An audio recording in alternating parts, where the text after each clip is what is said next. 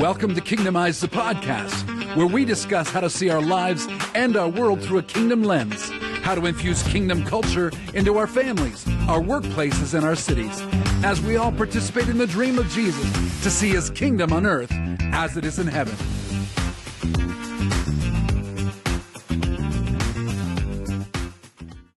Good day, good morning, good evening, wherever you are listening to this podcast, morning, evening, noon, or night, in the car, in your home, at the office, eating a sandwich. We welcome you to Kingdomize, the podcast. We are absolutely delighted that you have joined us today. And I'm excited because I have Dr. Brian Beattie with us, core member of the Kingdomize Global team.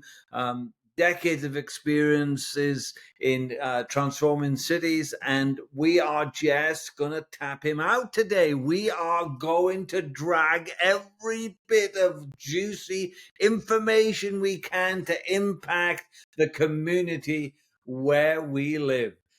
Brian, it's an absolute pleasure to have you again back. I love interviewing you. I love your stories. I love your intellectual capital, and I know that that the people listening today are going to be incredibly blessed and inspired, and going to know the next step, what they need to do to go forward to transform our city. Of course, today we're talking about serving. How do we serve the city? Maybe just help us to understand how we've got this far to this point, and then we can touch on serving the city. Ian, I always love being with you. It's always great to have these dialogues with you because obviously you've done this around the globe and helped others do it as well. And we've shared this a few times, but I think you've told my story around the globe more than I have. So I have. Some of you may know me because of Ian. Well, that's awesome. So yeah, we are on step 7 of 10 as we talk about community transformation, city transformation.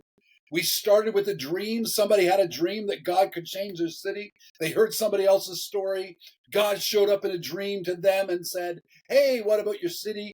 And it starts there, and it goes from them to their family, to their sphere. Maybe it's they're a pastor and there's a church. Maybe they're a business person, and it's their business, to all the spheres, to the church, to those in the community. To last week we talked about, now you've got a number of people in your city that are serving and blessing. And now they're evaluating all the needs in the city, which brings us to today to serve again.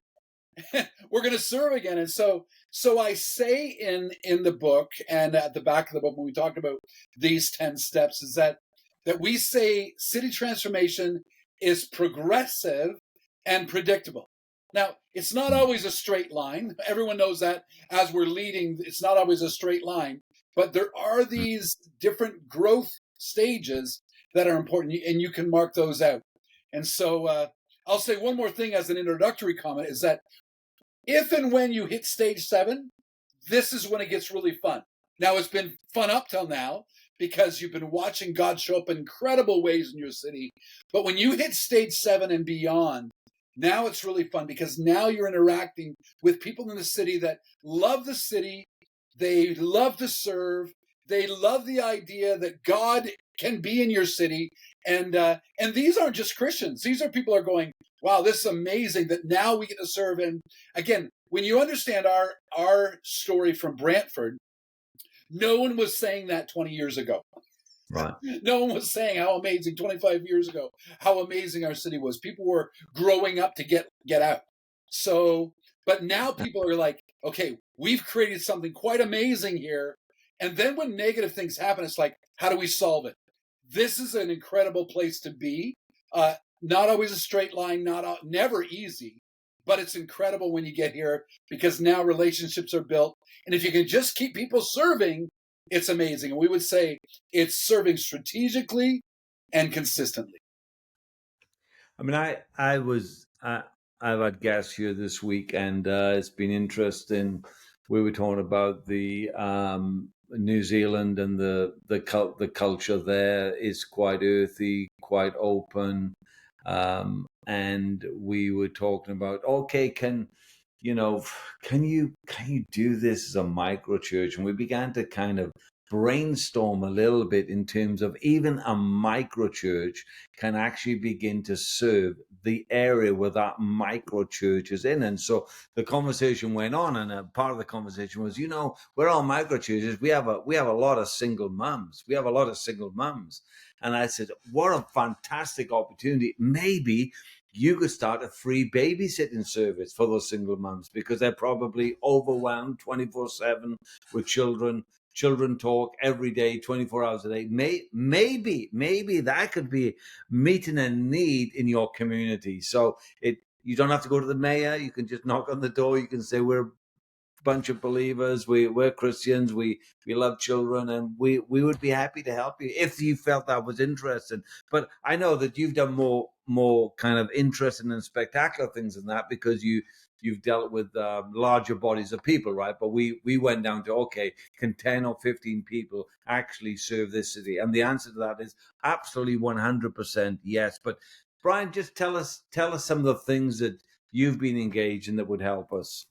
Yeah. So under the banner of serving, I just want to lay some foundational stuff there, because this is what Christians do. We serve. We follow Jesus, typically out of Philippians 2, where we have the same brain, the same thinking, the same mind, the same attitude as Jesus. Jesus is God. He lays it down all the way to serve, actually to the death of the cross. Good news on that one is every knee will bow and every tongue confess. But prior to that, in Philippians 2, it says, you've come together now as the Christians. Let joy arise in you. Don't be selfish. Don't be conceited. Let this mind of service stay in you. And that's what this number 7 step does. It's like, you've been serving already. Don't stop. Serve with a good heart. Don't be conceited. Be of one mind. Keep serving. It's those things that people see that say, God is among you. That's the Matthew 5 scenario. Matthew 5 is when Jesus was saying, hey, you're this is the Beatitude. It says, you're salt and your light. Don't lose your saltiness. Don't lose your light. Don't put a bushel over the light. It says, but let them see your good works. Okay? See your good works. That's how they know God's among you. They see your good stuff. They see that you're serving, and they go, there has to be a God. They see your good works and glorify your Father in heaven. And I'm emphasizing this, Ian, because sometimes in this progression, people go, when do I stop serving? When do I stop? Like for us, so as you said, we were talking before about, we bannered everything we did under kindness. It's like, so I would often get people that have been around for a few years, like, so when do we stop this kindness stuff?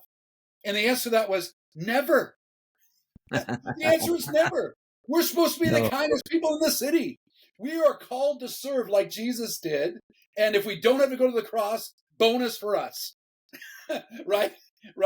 But we're called to serve. And serving the needs of the city is the gospel.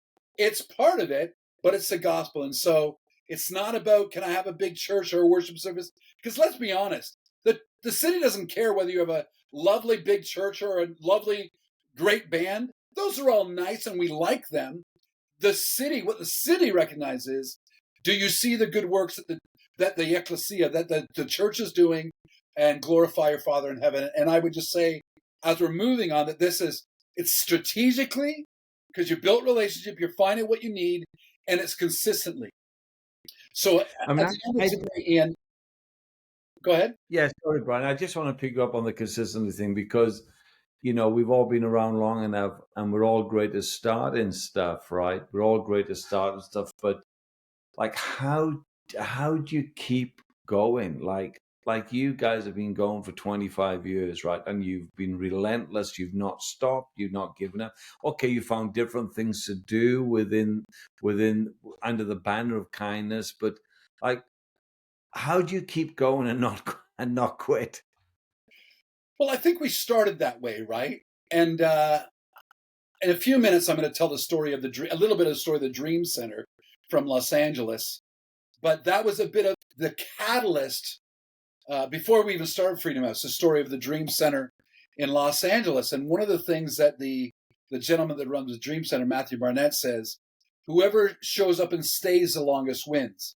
And so depending on the group that I'm with, I'll talk about whoever shows up and stays, whoever shows up and serves, whoever shows up and loves the longest wins. And so if we're talking about battles for our cities, like spiritual battles, but also practical battles, it's that consistency piece. There's always a new need. There's always a new someone that needs to be loved. There's always a new something on the horizon. So if you think you're going to be done and go check the box off, you can't check all the boxes. So one of the mindsets has to be, I'm going to serve like Jesus and not stop. It just is that, and you have to grab it, and then you have to portray that to others as well. No, that's good. I mean, that's really good because, yeah, it's not always easy. I think, from our angle is trying to keep, as you said earlier on, keeping the mind of Christ and the mind of Christ for the people in our city. What would he quit? Would he stop loving? Would he stop going? Would he stop caring? Would he stop giving? And we all know the answer is no to that. And so there's that battle that we sometimes get, and particularly when it's tough or we're unappreciated. There's no pats on the back. There's nobody celebrating us. There's nobody clicking pictures. We're not on the front page of the local Gazette.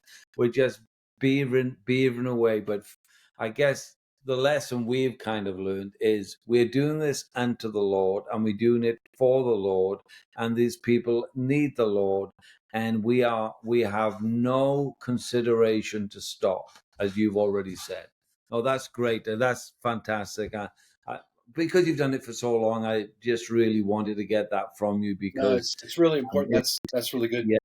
So people hear this, I can get very enthusiastic, but we're in for the long haul. We're in for the long haul. So I know that some of the things that you have done in Bramford and in other places, and so like language you have I've heard you use is we have to target the needs of the city. So like there's so many, like there's so many. Where do we start? Yeah. No, really good. And last time we talked about this, about evaluating the needs, and I said, you don't have to pray much about this, right? There's people in your city councilor, your mayor, people that work at the city. They know what the city needs. You don't have to pray much about how do I find out the needs. Take a drive, open your eyes. You don't have to pray about the need, but then God will say, so what are you going to need?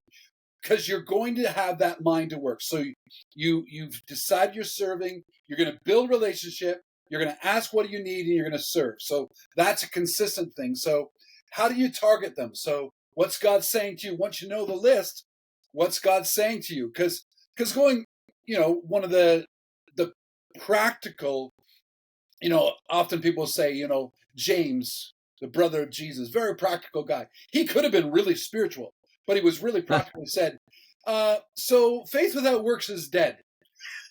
So you want to have faith, I'll prove my faith to you by what I do. So, yeah. And then, but just before he said that in James 2, 20, just before he said that, he said, if you see your brother or sister in need, if they're naked or don't have food, you should just say, God bless you, and move on. No, he didn't. He didn't say that. He said, you would be an idiot, I'm paraphrase, but you would be an idiot if you saw them naked or having no food and do nothing. And then go, yeah, but I've got faith. Well, good for you. What does that mean? It meant nothing to them. So find those needs, ask God which of the needs he's asking to fill, not feed. And we went through this a few weeks ago, but I want to remind people from Luke 10 of what we call the best life. So just a reminder, in Luke 10, Jesus sent out the 70. He's sending them to cities, and he tells them to do at least 4 things under the best life. It's like bless them, speak peace to them, so bless them, spend time with them, eat with them, so hang with them, so E is eat with them, show them the kingdom, and then talk about the king. So bless, eat, show, and tell. It's the best life. And so under the showing the kingdom, that's what we got the term from Ed Silvoso of the felt needs. So we think everyone needs Jesus, right? Everyone in our city needs Jesus. Correct. They don't know they need Jesus. They may think I need clothes and food. And there's a good chance if they need clothes and food, they don't want to talk about Jesus. So find out what they need, that felt need, to show them the kingdom, and then they want to talk about why. And Ian, this is amazing. When you do it the way Jesus said, if you do it this way, this progression, you bless them, you eat with them, show them, and tell, they ask the question, why are you doing this? Well, that makes evangelism like so simple, easy.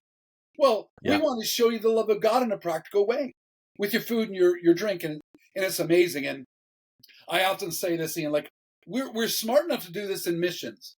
Like we'll send teams to the third world, and we'll say, but you've got to go there with food and water and clothes and education.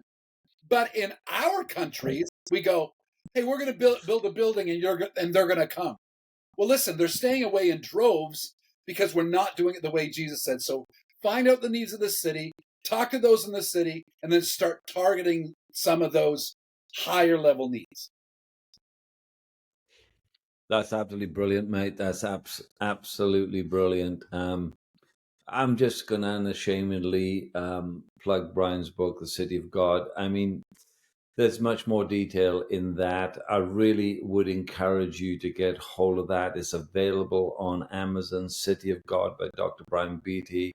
You can have it as a Kindle. You can have it as a hard copy. It's absolutely fantastic stuff and just undergirds a lot of what we're talking about today and what we're doing in this theme of having a kingdom transformed city. It's a lot of the content of that book is a part of this curriculum that we're teaching now, and I know it's just going to be a huge blessing to you. So we meet the needs. That's pretty interesting. But oftentimes the needs don't go away, right? the needs don't go away. So how do we move from meeting the needs to dealing with some of the root issues in a town or in a city? Yeah, that's great. And that is the crux of transformation. The crux of transformation is, can we get to the root issues? So last week, again, we talked about the root issues. So again, we shared, Ed Savoso talks about material, motivational, relational, and spiritual needs, those 4 levels. We talked about the Kingdomize has the multi-column balance sheet that we work with, whether it's in business or working with a city network. So with a business, it's not just money, that the bottom line isn't just money. So the bottom line from anything isn't just any one thing, right? And so to target the root issues is going from, okay, we're going to have these feeding programs, which is great. We should have them. If they're hungry, we should feed them. But could the right people in your city that you've now built relationship with get together and solve the food equity problem? Could the right people get together, for example, and go, man, we're dealing with a lot of homelessness here. Could we solve this by building homes, building apartments, building affordable housing? Could we do that? And you knew that we did some of that, and we're looking at doing even more. So now we're talking about the root issues. How do we get to the root issues of what's happening? And again, that's the difference between what we would say is social action.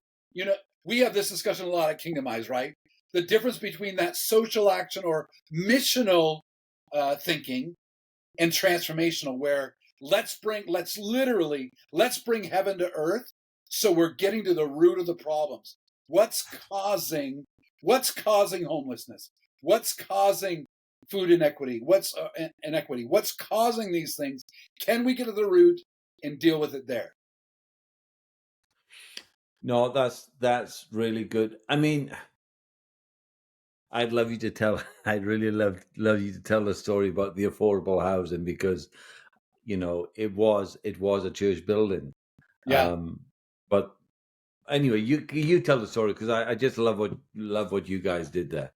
Yeah. So we we had a building which we loved. I mean, it was big and ugly and blue, but we loved it. Everyone loved the Big Blue House, Freedom House's first home, and we were outgrowing the building. So it was cool, and it had a cool balcony, and it was an old bar. So it had been a church, and then a furniture store, and then a restaurant, and then a bar, and then we bought it and turned it into Freedom House, right? And we were outgrowing it, and so a couple of my buddies that came to Freedom House, they were working for a developer in town, and he had another building. Actually, it was another bar. And so they gave me his number, and I called him and didn't know him before. I knew of him. His name was Gabriel Kirchberger, and every time I talk about this, I do a shout out to Gabriel, because he was such a blessing to Freedom House through the years. And so I don't know Gabriel, but I call him. He's a big German guy, and most people are afraid of him because he's big, and he I think he puts on a bit of airs, because I make him laugh all the time on purpose. But he goes, "Yeah, Brian, what you want?" He's got this big German accent. It's fantastic. So I said, "Gabriel, Colin, a couple of my guys work for you over at blah, blah, blah. And I've got a building, so we'd like to get together. I'd love to talk to you about development." He goes, "Sure." So he comes over. He said, "You have a building?" And I said, "Yes." So he meets me at Freedom House, at the Big Blue House, the next day at 10 a.m. We walk through the building in less than 10 minutes. And now we've walked through the whole building. We're standing up in front of the building.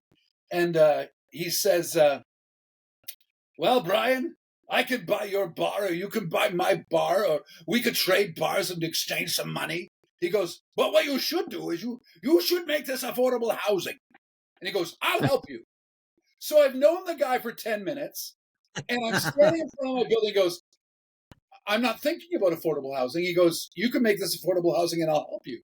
Well, the next meeting I'm having with him, I'm sitting at his office around his boardroom table with his staff and his accountants and his controller and the guy that does his buildings, and I'm sitting. Gabriel's here, and I'm sitting here. He goes, "Hey everyone, this is Brian. He's a pastor, but he doesn't think like a pastor. We're going to help him." And so the first thing they do is they write me a grant proposal, and we get $750,000 from the government to do the transition. Anyway, cool stories, all to say what our city needed, and still does if we're honest, was affordable housing. So we said, "Oh man, we love the building. It's not about building. The building's a tool." And so we converted the building into affordable housing. The end of that story actually doesn't end, but the end of that piece of the story is that now we have no money, but we need a building. We got to meet somewhere. So I said, Gabriel's like, "Brian, you got to get out. We got to build." And I said, "But Gabriel, we have no place to go." I go, "Oh, Brian." He goes, so he's got the lease on the city mall down at the end of the street. He goes, "Go take a look there. See if you find it." So anyway, I find a beautiful place. And for like 12, 13 years, we were rent-free in his building. Wow. Well, actually, it was a city building, but he had the lease on it. And he allowed us to be rent-free, just in exchange of checks for income tax purposes. And Gabriel Kirchberger was a godsend to us, and for many people in the city, honestly, because of what was happening. But again, he was a guy engaged in the city, knew what the city needed, and we said, "That makes sense. Let's do that. Let's meet the needs of the city. Let's solve some significant problems." And if I'm honest, Ian, that was one of the things that allowed me to deeply develop relationships with our MP, with our mayor. Like, this involvement in real needs in the city is what allows you to go deeper in relationship, because the city sees you meeting needs, not being those spiritual people in a building. It's really important. No, absolutely. No, that's a well, it's just not a story, it is an actuality. I mean, there's people living there even there today, which is absolutely blinking phenomenal that you would execute that. And I think what we always have to, people listen to this podcast is, God has people in your city, and they may not be sitting in your church that want to help you. And so I would say that as you begin to step out, as you begin to feel not just you want to meet the needs, you want to solve some problems, you are going to be surprised. You are going to be surprised who's going to come out of the woodwork and say, "Hey, I'm up for that. Hey, I'm up for that. Hey, I'm up for that." I can help you. I can do this. I can do that. And it becomes an exciting journey. And you drag people along the road of faith with you, and it becomes an incredible opportunity to invade them with the kingdom. And they don't even know it. They don't even know it. It's so good. They're tasting and seeing that the Lord is good. And eventually they're going to ask you some incredible questions. Yeah, yeah. And so, Ian, talk, just before we leave this idea, and so we're going to talk next week about going from the Freedom Gate affordable housing to actually transformation centers that we're helping people build across Canada and other places. But under the banner of that idea of going from being a church to a transformation center, why don't you tell the story about Hungary, because it's so important here under this point of root issues. Can you do that? Yeah, sure. So I work with a group in Hungary called the Hungarian Gypsy Mission. They have 1,300 employees. They serve 6,500 meals on wheels a day, 3,500 home care visits. And out of the profit of that, over the last 10 years, they've probably planted about 100 churches. So the subculture of those gypsy churches is you meet Sunday afternoon. You scream at Jesus for an hour, the pastor screams at you for an hour, and then we cast out demons for an hour. And it doesn't really matter if you don't have any, we're going to do it anyway. And so, but it's all inward, right? And so nothing happens until you come together next Sunday. And so I'm speaking to the leadership and to the missions team. And I says, we have to change the plan here. We have to change the plan. We have to. Can we just, first of all, change the plan that we're actually here to affect communities and not just feel good about us singing and clapping? Agreed. All right, let's not plant any more churches. Let's stop planting churches, and let's only start planting transformational centers. That means to say, how are we going to bless our community? Yes, we are going to meet probably on a Sunday. Yes, we are going to worship. Yes, someone is going to preach. That's fantastic. But we're going to look at how we're going to bless. How we're going to bless our community. And so, no more church planting. No more church planters. We've got transformational leaders and we've got transformational hubs. And so we started that probably about 30 months ago. We have about 28 hubs going at the moment. I was there I was there just a few months ago, and the regional leaders were there. And, these are people who had died in the world, church-centric people. And I just said to them, so guys, what's been going on in the last 12 months? Nobody mentioned what was happening on the Sunday. No one mentioned what was happening on the Sunday. This says, well, we got a great relationship with the mayor. We got a great relationship with the headmaster. And since we've been doing it, we've the last year we baptized 15 people, and another group had baptized 18 people. But he says, we have so many contacts in the community and people are so interested because we're actually, I guess, doing what Brian says. We're actually meeting needs. It's opening the heart and people are wanting to know why we're doing that. Right. And it's just, so now they're kind of structured. They are saying we can probably have 170 hubs in the next 36 months. Go, okay. Yeah. Good on you.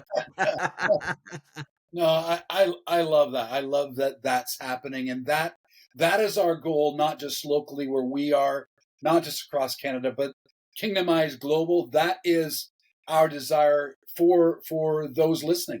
For you, like if you're considering how do we do this better, then we want to come alongside you and bring the ideas, some of the good, the bad, the ugly, like some of the most terrible stories that I share really encourages people, because it's like, we tried this and it didn't work. But as you asked earlier, Ian, it's like, if you want to go into the understanding that this is a marathon, not a sprint, that you're going to keep doing this, no matter what happens, we're going to keep doing it.